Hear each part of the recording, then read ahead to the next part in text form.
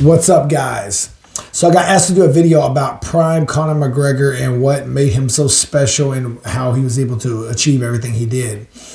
And I think the start of why he did was his boxing. It's really that simple. He was a really good boxer, really good, and had really good power. One-hit knockout power, especially with his left hand. And everything he did was disguise the left hand, and he just had multiple setups, and he was just a really good boxer. He was a southpaw. Being a southpaw also can be an advantage, big time. And he was a slick southpaw with defense. And I don't know, like, obviously you can't believe everything you hear on the internet, but I heard in a video somewhere, I don't remember when this was, but basically he had like 60 amateur boxing fights. Well, if you had 60 amateur boxing fights, you're a very experienced boxer, very experienced. Like Earl Spence had less than 60 boxing fights, amateur boxing fights, and he's a multiple-time world champion in boxing.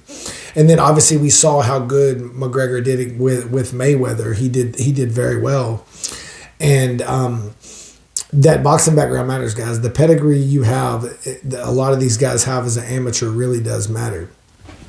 Especially the guys that have been training their whole life. You're talking McGregor, you're talking Khabib, or any college wrestler, somebody that's been boxing since they were a kid. Like all of these reps matter, and they add up over a long time period to world-class technique and world-class experience. And his boxing, I would say, would be his number one reason why he was able to do what he did. Also, he was a traditional martial artist. He did Taekwondo and karate and had a really good in and out style, and that with his boxing served him very well. And it worked very well. He stood kind of bladed in his stance, but it worked very well for the most part because he was a southpaw. So that means most of the fighters he fought were orthodox. And that's what in karate you call that open stance or closed stance. Southpaw versus orthodox would be open stance.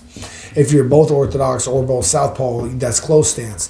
So he was an open stance southpaw that was slick with defense, and because he was a southpaw, he was also able to avoid a lot of low kicks until he fought Poirier.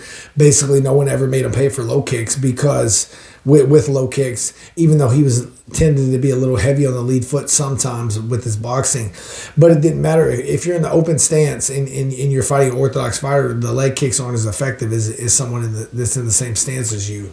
So I think that him being a southpaw really helped him drastically. And just his style, he was very well-rounded, super athletic, in and out with his feet when he was doing his traditional martial arts and some of his kicks, and he had a good kicking arsenal. But all of it was really just to set his left hand up, and he had one-hit knockout power, and he had real defense.